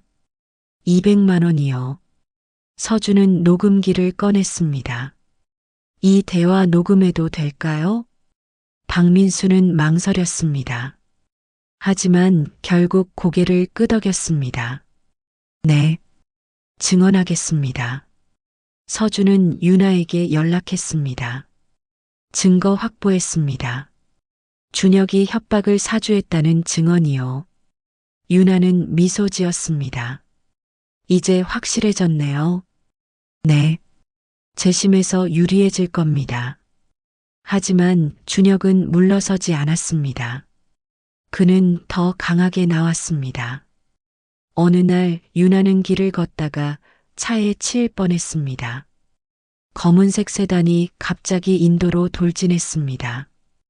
유나는 가까스로 피했습니다. 차는 그대로 달아났습니다. 번호판이 가려져 있었습니다. 유나는 땅에 주저앉았습니다. 온몸이 떨렸습니다. 서준이 달려왔습니다. 괜찮으세요? 거의 죽을 뻔했어요. 이건 우연이 아닙니다. 준혁이 보낸 거죠? 확실합니다. 이제 살인 시도까지 하는 거예요. 유나는 두려웠습니다. 하지만 동시에 분노가 치솟았습니다. 더 이상 참을 수 없어요. 경찰에 신고합시다. 하지만 경찰은 증거 부족으로 수사하기 어렵다고 했습니다. CCTV에 차량이 잡혔지만 번호판을 알 수 없어요. 유나는 좌절했습니다. 서준이 말했습니다. 제가 사설 탐정을 고용하겠습니다. 준혁의 동선을 추적해요. 비용이 많이 들 텐데요. 제가 부담하겠습니다. 당신을 지켜야 해요. 유나는 고마움에 눈물이 났습니다. 왜 이렇게까지 도와주세요? 서준은 잠시 침묵했습니다. 제 동생도 억울하게 죽었습니다. 부정애 때문에. 그래서 이런 일을 하게 됐어요. 유나는 그의 손을 잡았습니다. 고마워요. 며칠 후 사설 탐정이 보고서를 가져왔습니다. 준혁이 정체불명의 남자와 만났습니다. 돈을 주고받는 장면이 포착됐어요. 사진들이 있었습니다.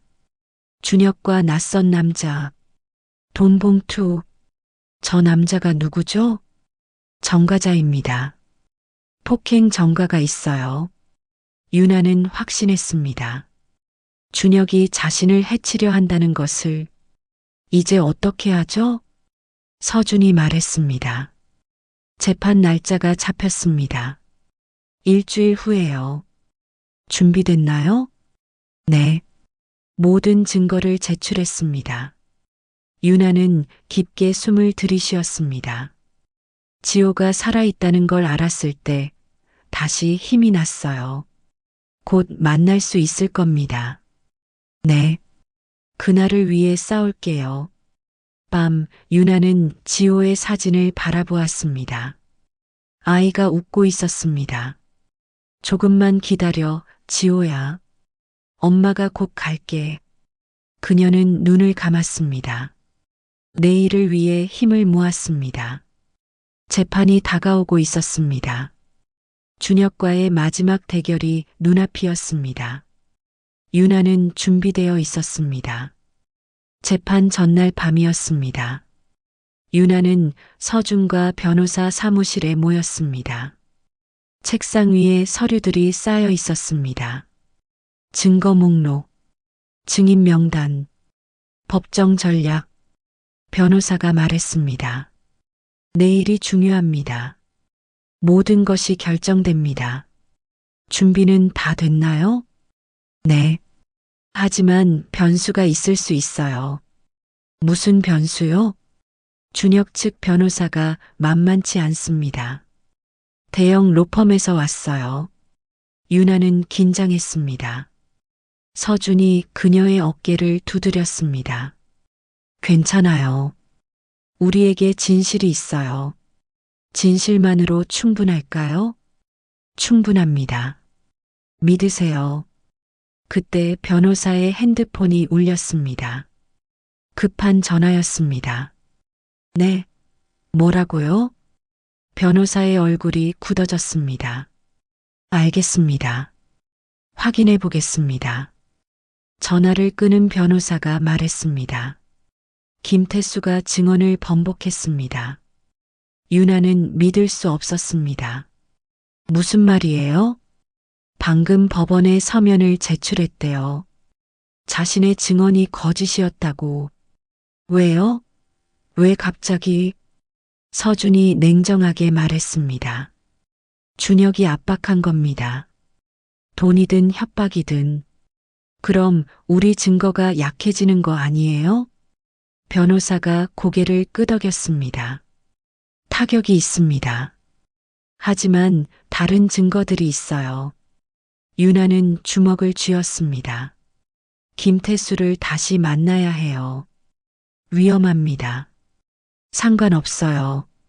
서준이 나섰습니다. 제가 같이 가겠습니다. 밤 10시 그들은 김태수의 집 앞에 섰습니다. 불이 켜져 있었습니다. 초인종을 눌렀습니다. 잠시 후 김태수가 문을 열었습니다. 얼굴이 창백했습니다. 왜 왔습니까? 왜 증언을 번복했어요? 김태수는 고개를 떨구었습니다. 들어오세요. 거실에 앉자 김태수가 입을 열었습니다. 준혁이 왔습니다. 어제 뭐라고 했죠? 제 가족을 해치겠다고 했어요. 증거도 보여줬어요. 제 딸 사진을. 김태수의 목소리가 떨렸습니다. 어쩔 수 없었어요. 딸을 지켜야 했어요. 유나는 이해했습니다. 하지만 실망도 컸습니다. 그럼 진실은 어떻게 되나요? 미안합니다. 정말 미안합니다. 서준이 물었습니다. 녹음이라도 있나요? 준혁이 협박한 증거. 없어요. 직접 만났어요. 유나는 한숨을 내쉬었습니다. 알겠어요. 가족을 지키세요. 그들은 집을 나섰습니다. 차 안에서 침묵이 흘렀습니다. 이제 어떻게 하죠? 유나가 물었습니다. 서준이 말했습니다. 다른 방법을 찾아야 해요. 무슨 방법이요? 준혁의 공범을 더 찾는 겁니다. 시간이 없어요. 내일 재판인데 밤새 찾아봅시다. 그들은 변호사 사무실로 돌아왔습니다. 자료를 다시 뒤졌습니다. 새벽 2시 서준이 소리쳤습니다. 여기요. 이것 봐요. 화면에 이메일 내역이 나타났습니다. 준혁이 건설사 직원에게 보낸 이메일이에요. 계좌 개설 지시 내용이 담겨 있어요. 어떻게 구한 거예요? 건설사 내부 고발자가 제공했어요. 방금 전송됐어요. 변호사가 확인했습니다. 이거면 됩니다. 결정적 증거예요. 유나는 안도했습니다. 정말요? 네. 이메일 헤더를 보면 준혁의 IP 주소가 찍혀 있어요. 위조가 불가능해요. 서준이 미소 지었습니다. 드디어 찾았습니다. 새벽 5시까지 그들은 준비했습니다. 최종 전략을 수립했습니다. 증거 제출 순서를 정했습니다. 오늘 잘 싸웁시다. 변호사가 말했습니다. 재판 당일 아침이었습니다. 유나는 법원 앞에 섰습니다. 계단을 올라가며 심장이 뛰었습니다. 법정 안으로 들어섰습니다. 방청객들이 가득했습니다. 기자들도 보였습니다. 준혁이 피고인석에 앉아 있었습니다. 그는 유나를 보고도 표정을 바꾸지 않았습니다. 차갑고 냉정했습니다. 모두 일어서 주십시오. 판사가 입장했습니다. 재판이 시작되었습니다. 검사가 기소 내용을 낭독했습니다. 피고인 이준혁은 3년 전 최유나 기자를 함정에 빠뜨리고 증거를 조작했습니다. 준혁의 변호사가 반박했습니다. 근거 없는 주장입니다. 피고인은 무죄입니다. 증거 제출이 시작되었습니다. CCTV 영상이 재생되었습니다. 준혁이 서류를 조작하는 모습이 보였습니다. 준혁의 변호사가 이의를 제기했습니다. 영상의 진위를 확인할 수 없습니다. 하지만 검사가 전문가 감정서를 제출했습니다. 영상은 조작되지 않았습니다. 원본입니다. 회계장부가 제출되었습니다. 자금 흐름이 명확했습니다. 준혁의 변호사가 다시 반박했습니다. 단순 회계 오류일 수 있습니다. 그때 검사가 결정타를 날렸습니다. 이메일 증거를 제출합니다. 화면에 이메일이 나타났습니다. 준혁이 보낸 내용이었습니다. 계좌 개설 지시, 자금 이체 계획, 법정이 술렁였습니다. 준혁의 얼굴이 창백해졌습니다. 이 이메일은 위조입니다. 준혁이 소리쳤습니다. 판사가 말했습니다. IP 주소와 타임스탬프가 명확합니다. 전문가 감정 결과도 첨부되어 있습니다. 준혁은 말문이 막혔습니다. 증인 신문이 시작되었습니다. 박민수가 증인석에 섰습니다. 증인은 협박 편지를 쓴 것이 맞습니까? 네, 맞습니다. 누가 시켰습니까? 이준혁 피고인입니다. 얼마를 받았습니까? 200만 원입니다. 준혁의 변호사가 반대 신문을 했습니다. 증인은 돈 때문에 거짓 증언하는 것 아닙니까? 아닙니다. 사실대로 말하고 있습니다. 다음 증인이 입장했습니다. 건설사 회계 담당자였습니다. 3년 전 자금 조작이 있었습니까? 네, 있었습니다. 누가 지시했습니까? 이준혁 기자와 김태수 이사였습니다. 확실합니까? 네, 직접 봤습니다. 증언이 이어졌습니다. 준혁에게 불리한 증언들이었습니다.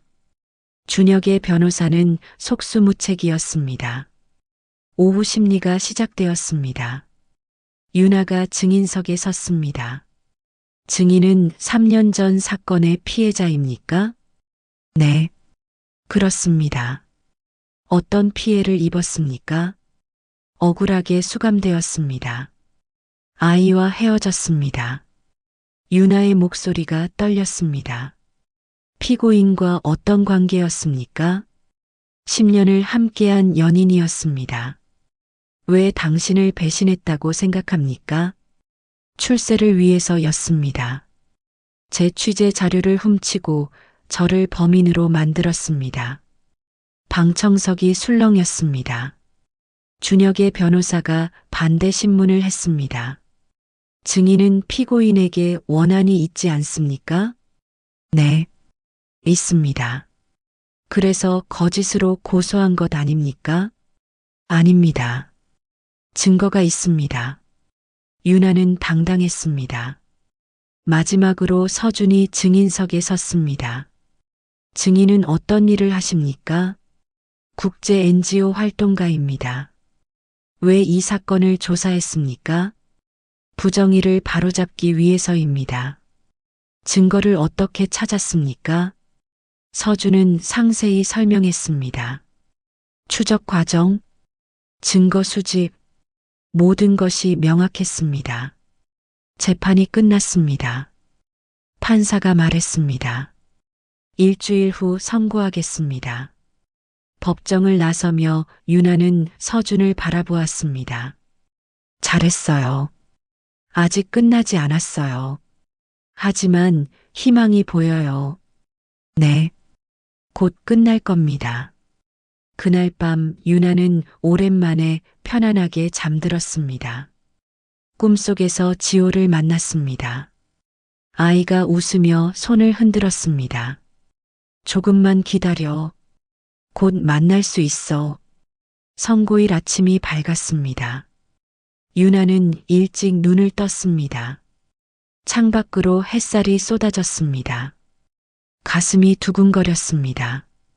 서준이 전화를 걸어왔습니다. 준비됐어요? 네. 떨리지만 괜찮아요. 곧 만나요. 함께 가죠. 법원 앞에는 사람들이 모여 있었습니다. 기자들이 카메라를 들고 대기했습니다. 이 사건은 이미 사회적 관심사가 되어 있었습니다. 윤아와 서준이 도착하자 플래시가 터졌습니다. 최윤아 씨, 오늘 결과에 대해 어떻게 생각하십니까? 진실이 밝혀질 거라고 믿습니다. 윤아는 침착하게 대답했습니다. 법정 안으로 들어섰습니다. 방청석이 가득 찼습니다. 선영 언니도 보였습니다. 그녀는 윤아를 보며 미소 지었습니다. 준혁이 피고인석에 앉아 있었습니다. 얼굴이 초췌했습니다. 일주일 동안 잠을 못 잔 것 같았습니다. 모두 일어서 주십시오. 판사가 입장했습니다. 법정이 조용해졌습니다. 판사가 서류를 펼쳤습니다. 피고인 이준혁에 대한 판결을 선고합니다. 윤아는 숨을 죽였습니다. 서준이 그녀의 손을 잡았습니다. 먼저 최윤아 씨에 대한 재심 결과를 말씀드리겠습니다. 판사의 목소리가 울려 퍼졌습니다. 제출된 증거들을 종합한 결과 최윤아 씨는 무죄로 판명되었습니다. 윤아의 눈에서 눈물이 흘러내렸습니다. 3년 전 판결은 잘못된 것이었습니다. 이에 원판결을 파기하고 무죄를 선고합니다. 방청석에서 박수가 터져 나왔습니다. 윤아는 고개를 숙였습니다. 판사가 계속 말했습니다. 피고인 이준혁은 증거 조작, 무고, 협박 등의 혐의로 기소되었습니다. 준혁은 고개를 들지 못했습니다. 제출된 증거들은 명확합니다. CCTV 영상, 이메일 기록, 증인 진술 모두 피고인의 범행을 입증합니다. 특히 피고인은 10년을 함께한 연인을 배신하고 무고한 죄를 뒤집어 씌웠습니다. 이는 용서받을 수 없는 범죄입니다. 준혁의 어깨가 떨렸습니다. 또한 피해자의 아들에 대한 사망 허위 신고, 입양 과정 조작 등 추가 범죄도 확인되었습니다. 방청석이 술렁였습니다. 사람들이 준혁을 비난하는 눈빛으로 바라보았습니다. 따라서 피고인 이준혁에게 징역 7년을 선고합니다. 망치 소리가 울렸습니다. 판결이 확정되었습니다. 준혁은 그 자리에 무너졌습니다. 얼굴을 손으로 감쌌습니다. 또한 건설사 이사 김태수에 대한 수사도 진행될 것입니다. 판사가 덧붙였습니다. 재판이 끝났습니다. 법정을 나서는 윤아에게 기자들이 몰려들었습니다. 소감이 어떠십니까? 지금은 믿기지 않습니다. 오랜 시간 기다렸습니다. 이준혁 피고인에게 하고 싶은 말이 있습니까? 윤아는 잠시 침묵했습니다. 용서할 수 없습니다. 하지만 이제 끝났습니다. 카메라 플래시가 터졌습니다. 법원 계단을 내려오며 윤아는 하늘을 올려다보았습니다. 구름 사이로 햇살이 쏟아졌습니다. 선영이 달려와 그녀를 껴안았습니다. 축하해, 윤아야. 언니 고마워요. 이제 진짜 새로 시작할 수 있겠네. 서준도 다가왔습니다. 수고하셨어요. 서준 씨 덕분이에요. 정말 감사해요. 아니에요.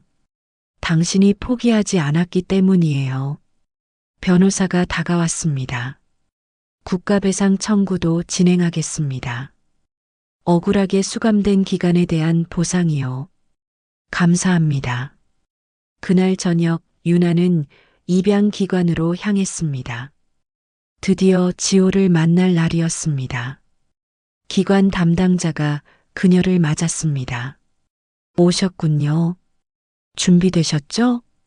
네. 지호는 건강합니다. 잘 자라고 있어요. 담당자는 그녀를 방으로 안내했습니다. 문이 열렸습니다. 작은 방 안에 아이가 앉아 있었습니다. 4살이 된 지호였습니다. 윤아는 그 자리에 얼어붙었습니다. 눈물이 쏟아졌습니다. 지호야. 아이가 고개를 들었습니다. 낯선 여자를 바라보는 시선이었습니다. 윤아는 천천히 다가갔습니다. 무릎을 꿇고 아이와 눈높이를 맞췄습니다. 지호야, 엄마야. 아이는 혼란스러워했습니다. 엄마라는 단어가 낯설었습니다. 기억 안 나지? 괜찮아. 천천히 기억하면 돼. 윤아는 아이를 꼭 안았습니다. 따뜻한 체온이 느껴졌습니다. 살아있었습니다. 건강했습니다. 미안해. 엄마가 늦어서 미안해. 아이는 천천히 윤아의 품에 안겼습니다. 본능적으로 느꼈는지도 몰랐습니다. 담당자가 조용히 말했습니다.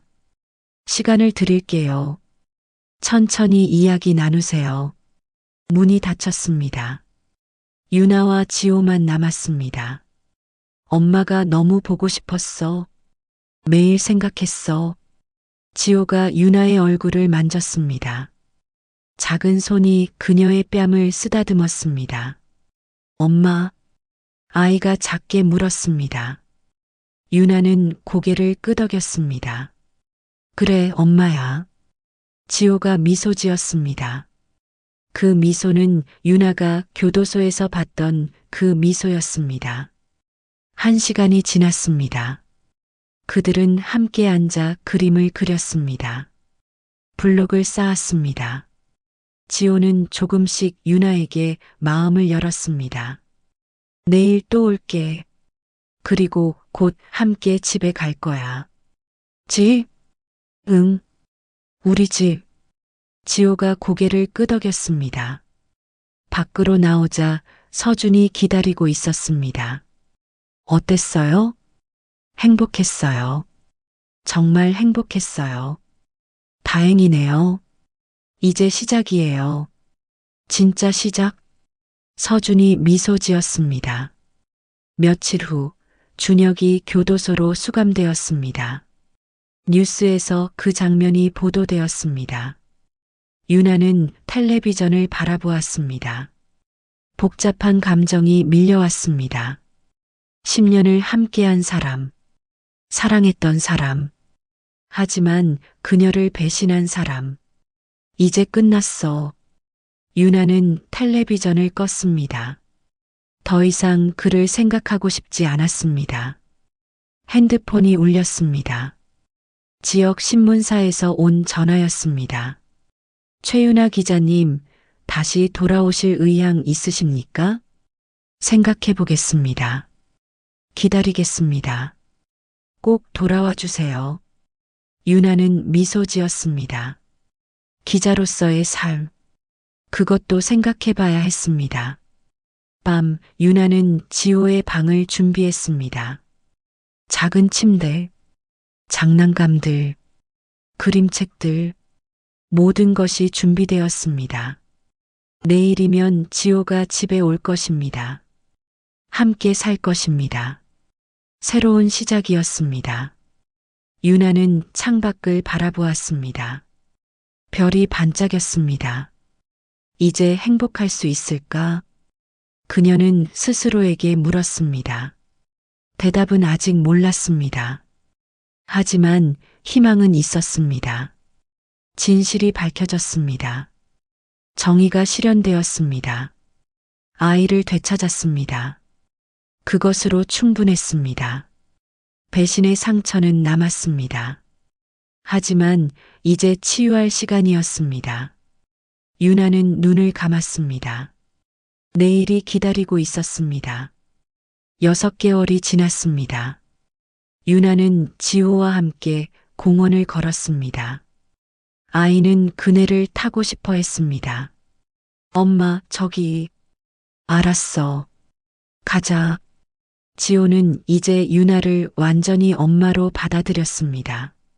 처음에는 어색했지만 시간이 흐르며 마음이 열렸습니다. 그네에 앉은 지호를 밀어주며 유나는 웃었습니다. 진심 어린 웃음이었습니다. 높이, 더 높이. 알았어, 조심해. 햇살이 따뜻했습니다. 바람이 부드러웠습니다. 평화로운 오후였습니다. 핸드폰이 울렸습니다. 신문사에서 온 전화였습니다. 유나 기자님, 다음 주 복귀 확정이시죠? 네, 그렇습니다. 기대하고 있겠습니다. 유나는 복직을 결심했습니다. 기자로서의 삶을 다시 시작하기로 했습니다. 하지만 이번에는 달랐습니다. 지호가 있었습니다. 공원 벤치에서 서준이 기다리고 있었습니다. 그는 커피 2잔을 들고 있었습니다. 지호, 서준 아저씨한테 인사해. 안녕하세요. 지호가 밝게 인사했습니다. 서준이 웃으며 손을 흔들었습니다. 잘 지냈니?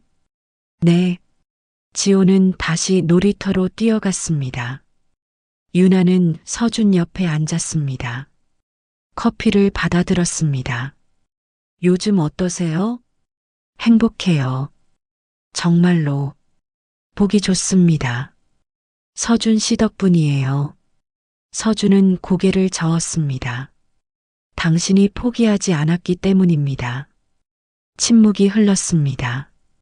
편안한 침묵이었습니다. 다음 주에 NGO 본부로 돌아가신다고요? 네. 새 프로젝트가 시작됩니다. 어디로 가세요? 아프리카입니다. 거기 억울한 사람들을 돕는 일이에요. 유나는 그를 바라보았습니다. 6개월 동안 함께 싸웠던 사람, 그녀를 구해준 사람, 보고 싶을 거예요. 서준이 미소 지었습니다. 저도요. 하지만 연락은 계속 할 수 있어요. 꼭 그러세요. 약속합니다. 그날 저녁 유나는 선영을 만났습니다. 카페에서 차를 마셨습니다. 언니, 어떻게 지내세요? 나야 뭐, 그럭저럭. 너는? 좋아요. 지호랑 잘 지내고 있어요. 선영이 따뜻하게 웃었습니다. 다행이다. 정말 다행이야. 언니 덕분이에요. 교도소에서 힘들 때 도와주셔서. 그건 당연한 거야. 우린 가족이었잖아. 유나는 선영의 손을 잡았습니다. 언니도 곧 출소하시죠? 응.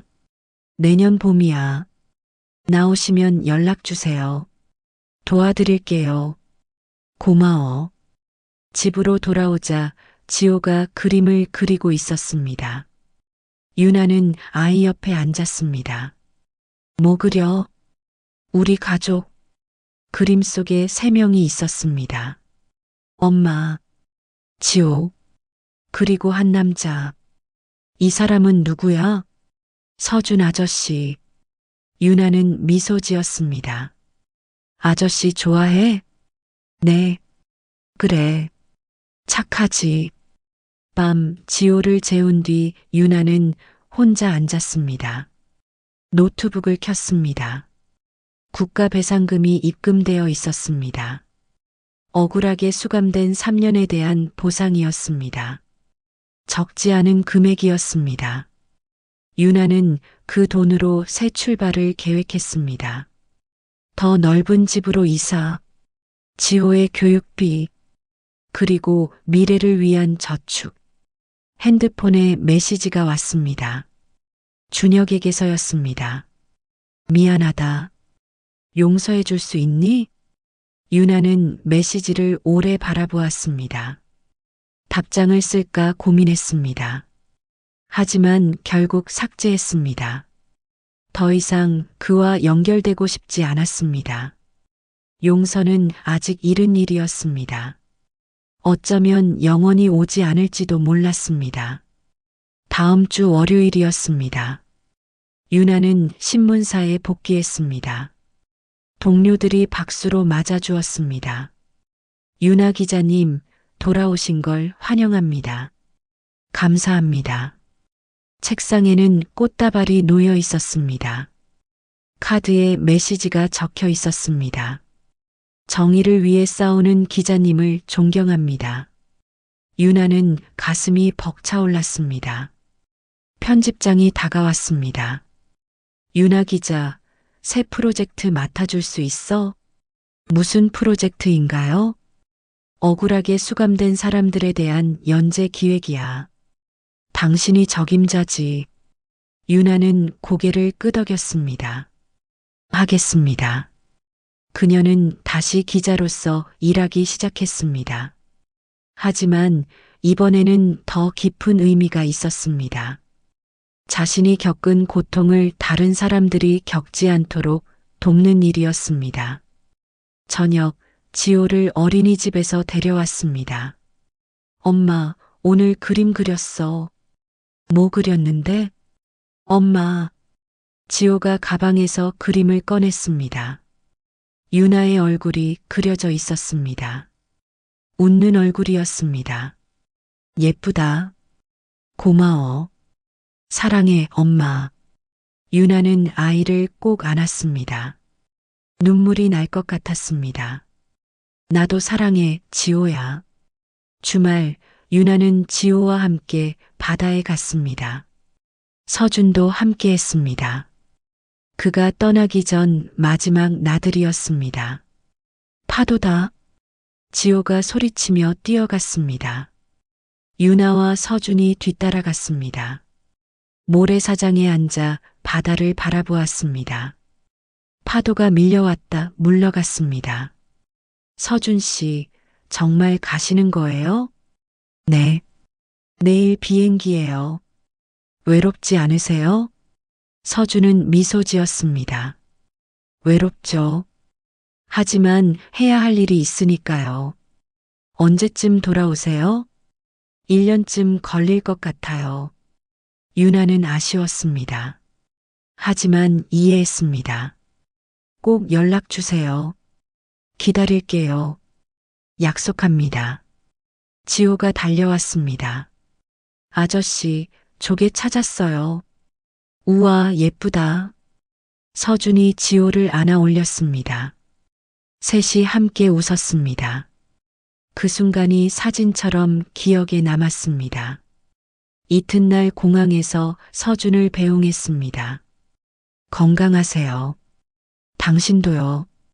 지호 잘 키우세요. 네. 서준이 출국장으로 들어갔습니다. 손을 흔들었습니다. 유나도 손을 흔들었습니다. 유나는 아이의 손을 잡았습니다. 함께 공항을 나섰습니다. 몇 달이 지났습니다. 유나의 연재 기사가 큰 반향을 일으켰습니다. 억울하게 수감된 사람들의 이야기가 세상에 알려졌습니다. 재심이 진행되는 사건들도 생겼습니다.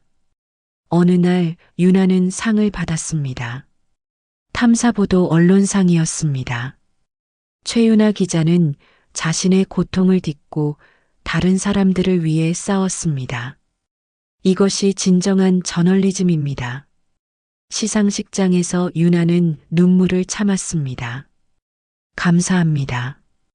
이 상은 저만의 것이 아닙니다. 저를 도와준 모든 분들의 것입니다. 방청석에서 선영이 박수를 쳤습니다. 그녀는 출소한 뒤 유나의 도움으로 새로운 삶을 시작했습니다. 겨울이 왔습니다. 유나는 지호와 함께 눈사람을 만들었습니다. 아이는 신나게 뛰어다녔습니다. 엄마, 눈 정말 예뻐. 그래, 예쁘지? 핸드폰이 울렸습니다. 서준에게서 온 영상 통화였습니다. 안녕하세요. 안녕, 지호야. 화면 속 서준은 여전히 미소 지었습니다. 잘 지내요? 응. 엄마랑 눈사람 만들었어요. 우와, 보여줘. 지호가 눈사람을 보여주었습니다. 서준이 웃었습니다. 서준 씨는 언제 돌아오세요? 유나가 물었습니다. 다음 달이요. 크리스마스 전에 갈게요. 정말요? 네. 약속했잖아요. 유나는 미소 지었습니다. 기다릴게요. 크리스마스가 다가왔습니다. 유나는 집을 꾸몄습니다. 트리를 세웠습니다. 지호가 장식을 도왔습니다. 엄마 예뻐? 응, 정말 예뻐. 초인종이 울렸습니다. 지호가 달려가 문을 열었습니다. 아저씨. 서준이 서 있었습니다. 가방을 들고 웃고 있었습니다. 지호야, 보고 싶었어. 지호가 서준에게 안겼습니다. 유나도 현관으로 나왔습니다. 돌아오셨네요. 네. 약속했으니까요. 들어오세요. 셋은 함께 저녁을 먹었습니다. 따뜻한 식탁이었습니다. 웃음이 끊이지 않았습니다. 지호를 재운 뒤 유나와 서준은 거실에 앉았습니다.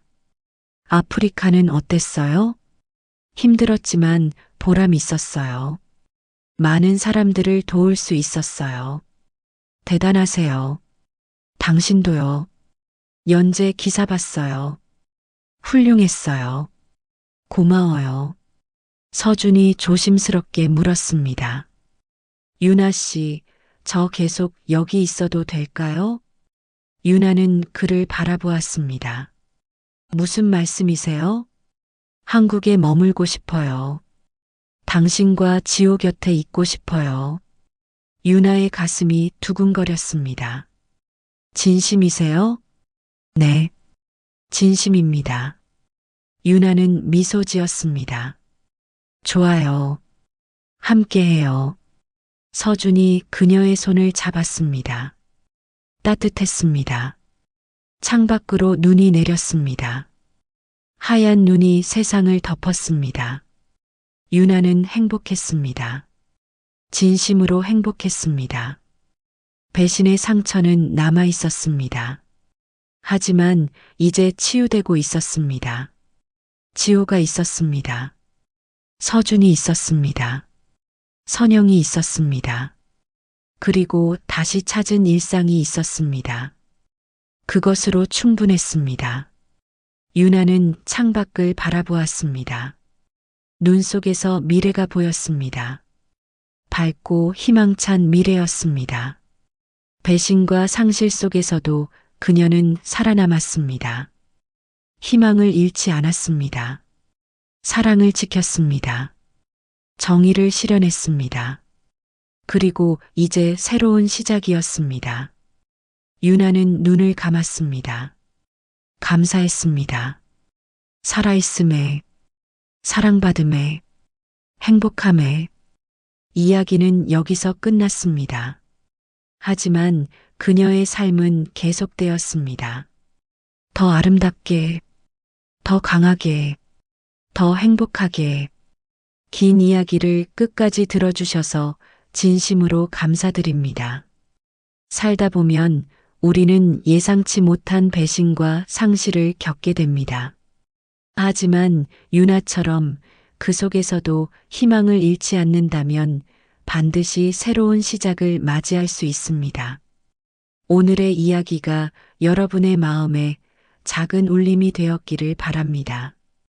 다음에는 더 가슴을 울리는 이야기를 가지고 찾아뵙겠습니다.